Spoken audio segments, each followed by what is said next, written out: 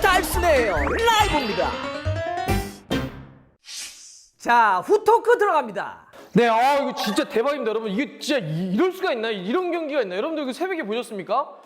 와, 저희 축구 정말 축구 모릅니다. 이게 진짜 어떻게 이걸 뒤집나요? 이게 1차전 때 이 상대가 바르셀로나인데 바르셀로나가 그 1차전을 3대 0으로 이겨가지고 이거는 누구나 봐도 좀 어렵지 않냐. 일단 이런 건데 리버풀이 이걸 뒤엎습니다. 와, 리버풀 이거 진짜 대박이네. 이거 막 진짜 소름 돋는 경기 아닙니까? 여기 다 소름 많이 쓰냐? 자, 어쨌든 진짜 정말 리버풀이 엄청나게 또 한번 뒤집었는데, 자, 근데 많은 분들이 그 얘기 하시더라고요. 네가 처음에 저 안 된다고 프리뷰 할 때부터 알아봤다. 뭐 이렇게 하셔가지고 제가 일단 오늘 말씀드리기 전에 사죄의 의미로 제가 이거 영국에서 바로 공세해온 리버풀 수건인데요. 리버풀 그 큰 수건 타월인데요. 이게 이겁니다. 자, 이건데요. 자, 프리뷰를 제가 못 마친 그 사죄의 의미로 제가 이걸 오늘 목에 두르고 이야기를 좀 드리겠습니다. 목욕탕 온 것 같지 않습니까? 로키 같기도 하고. 자, 진짜 아니 리버풀은 근데 이 정도면 정말 기적 전문가 이런 거 아닙니까? 뭐 미라클 메이커 이렇게 불러야 되나? 아니 무슨 기적을 이렇게 잘 씁니까? 2005년에 이스탄불 기적도 있었잖아요. AC 밀란에게 전반전 3골 내주고 후반전에만 3골 넣으면서 완전 경기를 뒤엎었었고, 2016년인가? 그때도 유로파리그에서 도르트문트한테 골 내준 다음에 추가 시간에 로브레니가 골 넣어가지고 4대 3으로 뒤엎었던 경기도 있었는데, 이번까지 해가지고 정말 와, 그 클럽도 그런 얘기 했던데, 자기도 정말 수많은 경기를 치러왔고 선수와 지도자로서 지켜보기도 했고 뛰어도 봤지만 이런 경기를 본 적이 없다. 이런 얘기를 할 정도로 정말 어마어마한 또 한 번의 기적을 좀 썼고요. 끝나고 밀렁 울었다며요.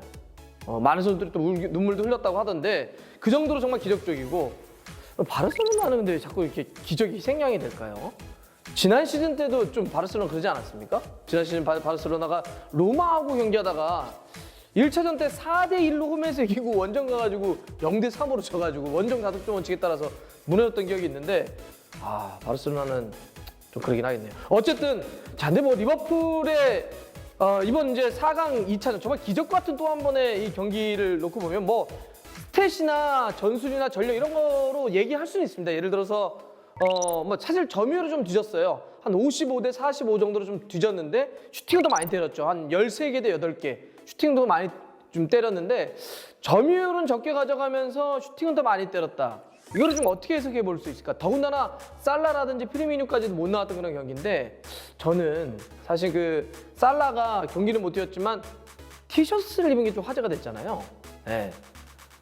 결코 포기하지 말자 뭐 이런 거 썼는데, 저는 그런 정신력이나 집중력, 그런 어떤 승리에 대한 갈망이 조금 더 강하지 않았을까 이런 생각이 좀 들더라고요. 그 경기 보면 정말 무지무지 뛰더라고요. 바르셀로나가 경기 끝나고 나오니까 105km 정도 뛰었대요. 근데 리버풀이 112km가 뛰었습니다. 확실히 뭐 선수들마다 거의 다 그 정도로 많이 뛸 정도로 그런 어떤 좀 더 정말 사실 프리미어리그가 쉽지 않은 상황에서 챔피언스리그에 모든 걸 막 집중을 하면서 막 선수들이 뛰었던 그런 모습들이 이번에 이 정말 또 한 번의 기적. 사실 우리가 뭐 리버풀의 과거의 이스탄불의 기적이라 그때 막 지라드가 막 확 쳤던 거라든지, 아니면 뭐 도르트문트 유로파리그에서 했던 것도 보면 확실히 선수들이 어떤 마지막까지 포기하지 않는, 그 유로파리그도 로브렌이 91분인가 아마 그때 골 넣었을 거예요. 이런 어떤 집중력이나 끝까지 싸우는 어떤 투혼, 갈망, 갈증 이런 것들이 좀 승리로 이어졌지 않을까 좀 생각이 좀 들고요. 근데 제가 사실 근데 오늘 좀 얘기 드리고 싶은 거의 핵심은 이런 겁니다. 결국 리버풀의 이런 기적과 같은 결과를 만들어냈던 골은 결국 네 번째 골 아닙니까? 1차전 합기로 놓고 보자면 4대 3 만들었던 그 마지막, 2차전만 놓고 보자면 4대 0 만들었던 그 마지막. 그러니까 아널드가 코너킥을 밀어줬던 볼을 오리기가 넣었던 그 골이 이제 결국 리버풀의 기적과 같은 결과를 만들어냈는데, 이런 걸 여쭤보시는 분들이 계시더라고요. 아니 그거 좀 문제가 있는 거 아닙니까? 아니 그 찰려다가 샤키리가 오니까 이렇게 샤키리한테 주는 척 하다가 이렇게 팍 쳤잖아요. 그러니까 이거 좀 문제가 있는 거 아니냐, 좀 뭐 속인다든지 아니면 주심이 어떤 신호가 이렇게 딱 간 다음에 차야 되는 거 아니냐, 이렇게 좀 물어보시는 분들이 있습니다. 그래서 오늘 요게 규정상 무슨 문제가 있는 건지 아니면 뭐 전혀 문제가 없는 건지 좀 말씀드리려고 하는데, 여러분들 일단 이렇게 좀 이해를 하셔야 될 것 같아요. 코너킥이나 프리킥이나 그 원리는 좀 비슷합니다. 여러분들 그 프리킥은 언제 얻는 거죠? 그죠? 상대가 우리 팀에게 반칙할 경우, 그러면 이제 우리에게 공격 기회를 주는 거 아닙니까? 프리킥 차라고. 자, 코너킥은요. 코너킥도 상대의 터치가 골라인 밖으로 나갈 경우 우리에게 또 기회를 주는 거잖아요. 그러니까 상대가 뭐라고 할까요? 뭐 반칙을 하거나 잘못, 아니면 마지막 터치를 하고 볼이 나가거나 뭐 이런 상황에서 공격자에게 그 기회를 주는 겁니다. 자, 그 얘기는 뭐죠? 공격자에게 기회를 준다는 얘기는 그 볼을 언제 어떤 방식으로 어떻게 공격할 것인가 결정하는 건 누구의 몫일까요? 당연히 공격자의 몫입니다. 그거를 공격자에게 메리트를 준다고 합니다. 왜? 그건 상대 수비가 잘못을 하거나 파울을 했으니까 공격자가 아무 때나 언제나 어떤 형태로 때려도 돼요. 뭐 직접 때려도 되고 내줬다가 때려도 되고 우리 그런 거 많이 보잖아요. 그러니까 뭐 프리킥이건 코너킥이건 그 공격팀이 그걸 어떻게 찰지 언제 찰지 결정하는 건 언제든지 그 마음대로 다 할 수가 있습니다. 자, 그런데 이럴 수는 있잖아요. 아니 근데 프리킥이 항상 그럽니까?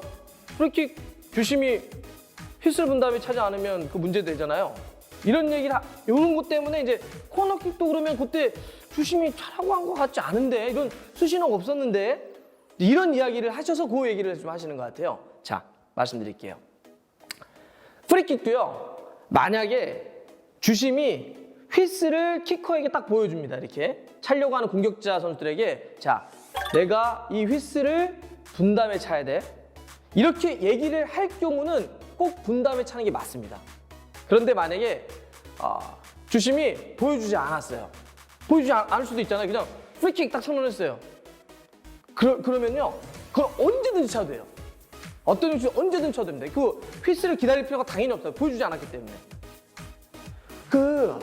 이게 되게 유명한 장면이 뭐가 있냐면 2007년으로 기억하는데 맨유하고 프랑스의 릴하고 챔피언스리그 16강 1차전인가 그랬을 거예요. 아마 맨유가 프랑스 원정 갔던 경기일 겁니다. 그때 되게 어려운 경기를 했는데 그 딱 페널티 에어리어 바로 정면에서 프리킥을 얻어요. 루니가 차려고 볼을 딱 갖다 놓습니다. 근데 뒤에 딱 서 있었던 긱스가 이제 루니가 딱 볼을 갖다 놓으니까 릴 선수들이 어떻게 할까요? 벽을 막 쌀려고 이제 막 움직이고 있죠. 골키퍼도 막 저 구석 가가지고 이러고 있는데 그냥 긱스가 바로 차버립니다. 골이 그냥 들어가요. 네. 골키퍼가 없는 쪽으로 수비가 다 싸지 않았는데 그때 막 난리가 나요. 막 이거 막 릴 선수들은 얘기하죠. 왜 휘슬 분 다음에 차야 되는데 휘슬 안 부른데 찼냐? 근데 주심은 나는 긱스나 맨유 선수들에게 휘슬을 보여주지 않았기 때문에 너희들이 반칙해서 맨유에게 기회 준 거잖아. 그럼 맨유가 언제든 차는 건 아무런 상관이 없어. 이렇게 얘기를 합니다. 그래서 그거는 전혀 문제가 없는 그냥 골이었어요. 자, 그러면 이번의 경우는 어떨까요? 이번에 아놀드가 코너킥을 차려고 할 때 주심이 내가 어떤 수신호를 하면 차라는 신호를 했나요? 시그널을 줬나요? 주지 않았습니다. 여러분들 코너킥 때도요. 만약에 문전에서 선수들의 몸싸움이 심한다든지 아니면 주심이 어떤 정리할 어떤 좀 필요가 있다라고 한다면 그거 보시는 분들이 있을 거예요. 부심이 어떻게 하냐면 코너킥 지금 당장 차지 말라고 앞에 딱 서 있습니다. 공 앞에. 그거 보시는 분들이 있을 거예요. 그럴 땐 참으면 안 돼요. 그러니까 구체적으로 부심이 앞에 있다가 이거 지금 차지 마라. 지금 저쪽에 상황이 있으니까 차지 마라. 이럴 경우는 똑같아요. 프리킥이 휘슬을 보여주는 것처럼 코너킥도 어떤 부심이나 주심이 시그널을 줬을 때 지금 아직 차지 마. 그럼 차면 안 됩니다. 근데 그 장면에서는 어떤 시그널을 줬나요? 아무것도 주지 않았죠. 그러면 아놀드가 언제 어떻게 때리는 척하다가 다시 나가는 척하다가 키커를 바꾸는 척하다가 다시 차고 아무런 상관이 없어요. 샤키리가 딱 오는 거 보고 가는 척하다가 돌아서 바로 오른발을 때렸죠. 그거를 보고 정말 지금 영국 현지에서도 아니 이 선수가 이렇게까지 영리했어? 이런 얘기가 막 나올 정도예요 지금. 네. 파브레가스였나요? 그 바로 SNS에도 올린 것 같던데 정말 너무너무나 영리한 코너킥이었다. 그리고 그 장면에 이런 것도 있습니다. 그 수비수들의 움직임을 보면 첫 번째 두 가지가 나타나는데 첫 번째는 아놀드가 딱 때리려다가 바꾸려고 하니까 수비수들이 이렇게 보다 바꾸나 보다 이렇게 약간 정줄을 좀 놨죠. 두 번째는 아놀드는 어느 발을 쓰죠? 오른발을 씁니다.